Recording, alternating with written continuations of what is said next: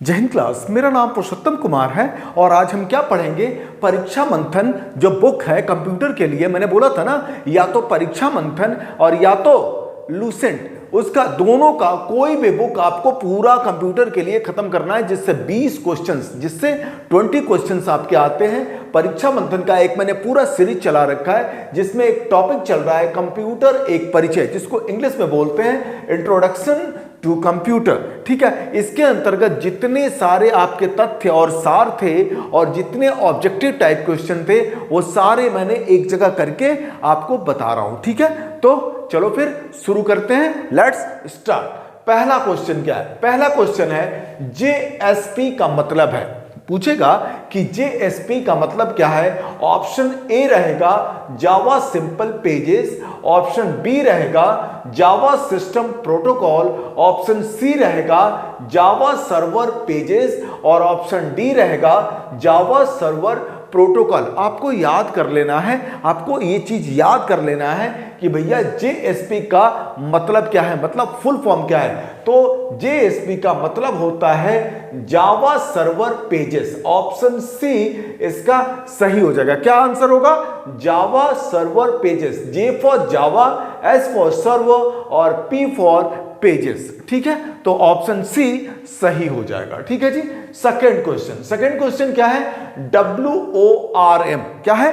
WORM का पूरा नाम है, सेम वैसे WORM का पूरा नाम क्या है?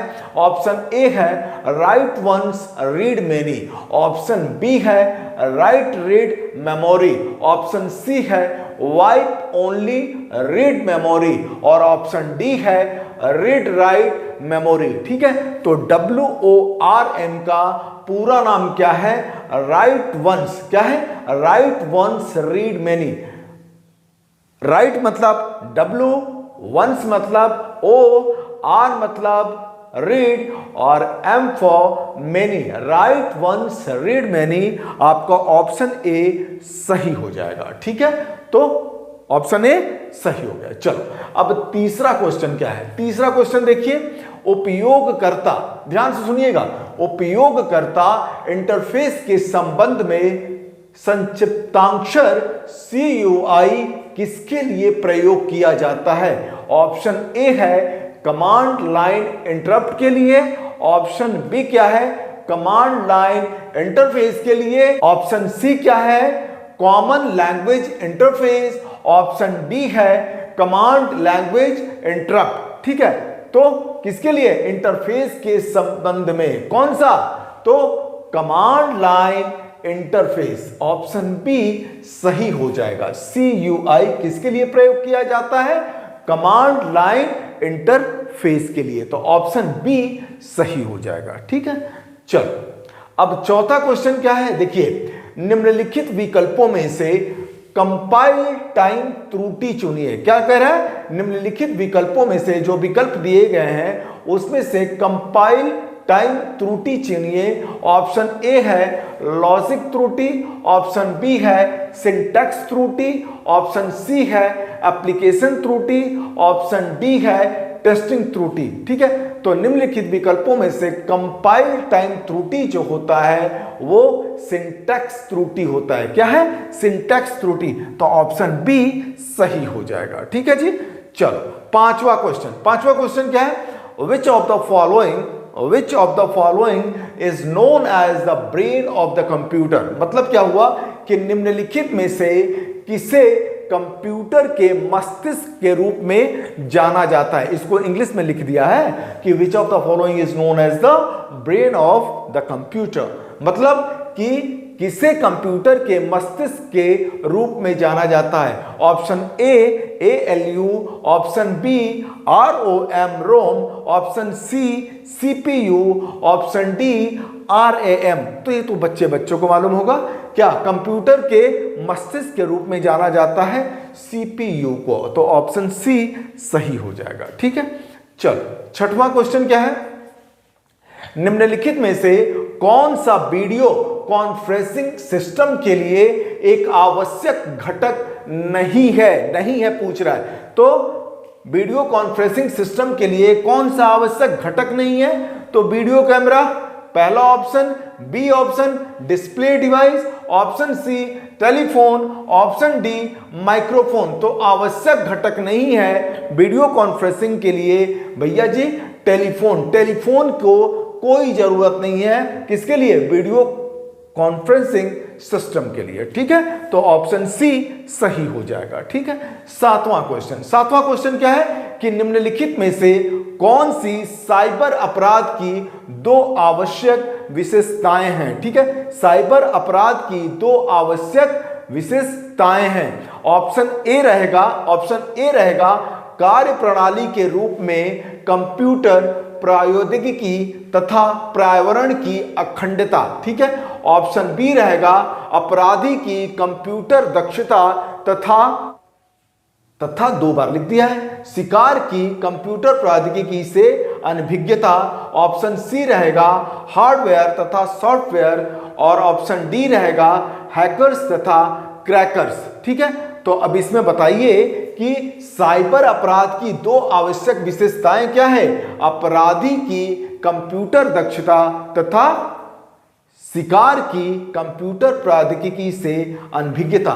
तो ऑप्शन क्या रहेगा, ऑप्शन बी आपका सही हो जाएगा। ठीक है, चलो अब आठवां क्वेश्चन क्या है, वक्त्राक्राई पेटिया और इंटरनल ब्लू पद जो हाल ही में समाचारों में उल्लेखित थे निम्नलिखित में से किसके साथ संबंधित है। जब ये क्वेश्चन आया था तब का है ये।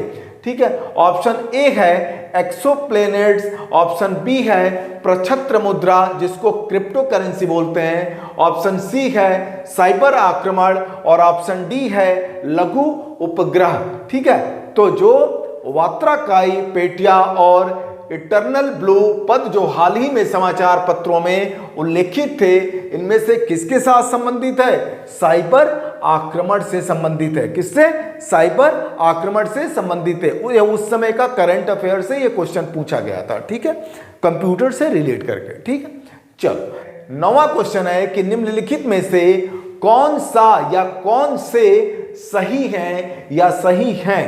पहला है GUI, इसको बोला गया है ग्राफिकल यूजर इंटरफेस, और सेकंड क्या है VDU जिसको बोला गया विजुअल डिस्प्ले यूनिट, और थर्ड है ALU जिसको बोला जाता है ऑल लॉजिकल यूनिट। अब इन तीनों में से जो GUI और VDU और ALU में से आपको बताना है कि कौन सा सही है। ऑप्शन ए है फर्स्ट तथा सेकंड, ऑप्शन बी है फर्स्ट तथा थर्ड, ऑप्शन सी है केवल थर्ड, ऑप्शन डी है केवल सेकंड। ठीक है, तो इसमें से कौन सही है, तो GUI जो है ग्राफिकल यूजर इंटरफेस ये सही है, और VDU विजुअल डिस्प्ले यूनिट ये भी सही है।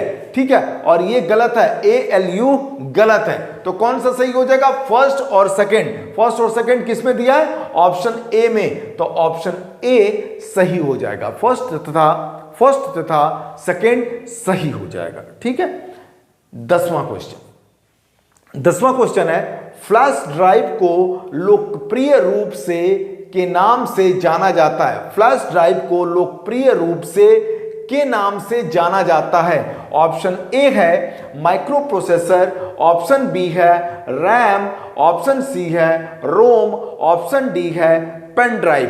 तो आपको बताना है कि फ्लैश ड्राइव को लोकप्रिय रूप से के नाम से जाना जाता है, तो किसके नाम से जाना जाता है, तो पेन ड्राइव के नाम से जाना जाता है। किसके नाम से, पेन ड्राइव के नाम से। ठीक है जी, तो ऑप्शन डी सही हो जाएगा। ठीक, चलो 11वां क्वेश्चन क्या है, द्वितीय पीढ़ी कंप्यूटर्स में प्रायः प्रयोग होता था। क्या प्रयोग होता था, option A integrated circuit, option B vacuum tube, option C micro processor, option D transistor.